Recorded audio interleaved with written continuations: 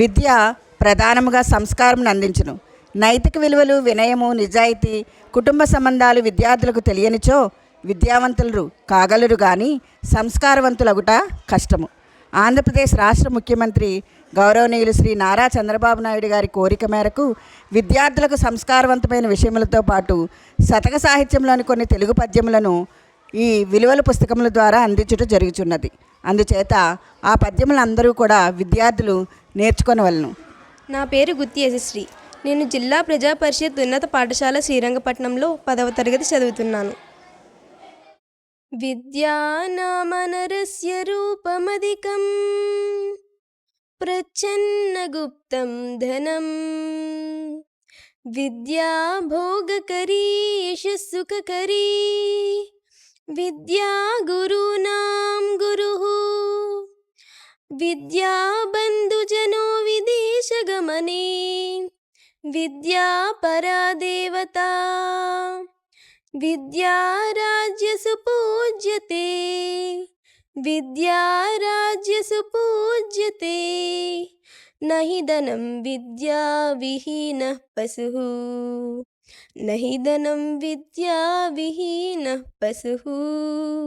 భావం: విద్య పురుషునికి సౌందర్యం ఇస్తుంది. విద్య సర్వసుఖాలను కలిగిస్తుంది. విద్యయే గురువులకు గురువై బోధిస్తుంది. విద్యయే రాజ్యసభలో పూజించబడుతుంది కానీ ధనం కాదు.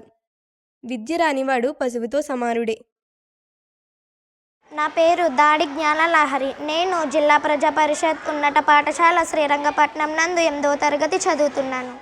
చాకి కోకలు తికి చీకాకు పడచేసి మైలు తీసి లెస్స మడచినట్లు బుద్ధి చెప్పువాడు గృద్ధి నామేలయా విశ్వదాభిరామ వినురవేమ.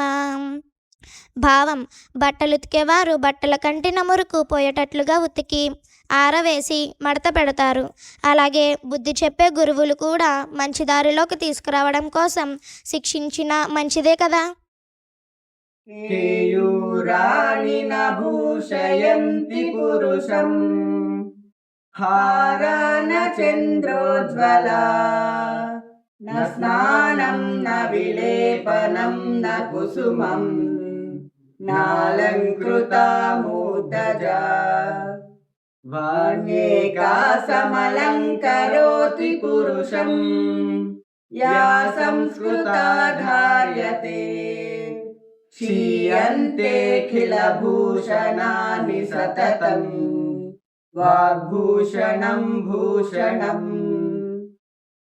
కేయూరాణి నభూషయంతి పురుషం హారాన చంద్రోజ్వలా న స్నానం న విలేపనం న కుసుమం నాలంకృతా మూర్ధజా వాణ్యేకా సమలంకరోతి పురుషం యా సంస్కృతా ధార్యతే క్షీయంతేఖిలభూషణాని సతతం వాగ్భూషణం భూషణం.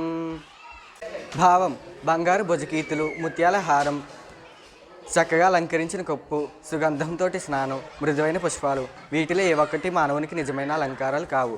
పవిత్రమైన వాక్కు మాత్రమే మానవునికి నిజమైన అలంకారం. మిగిలినవన్నీ తాత్కాలికమే. ఈ పద్యాన్ని నుంచి నేర్చుకోవాల్సిన విలువలు: మాటను మించిన భూషణం లేదు. వినయం, మృదుగా మాట్లాడడం అలవాటు చేసుకోవాలి. అవసరం లేనప్పుడు మాట్లాడకుండా మౌనంగా ఉండటం మంచిది. మాట విలువను తెలుసుకొని దాన్ని దుర్వినియోగం చేసుకోకూడదు.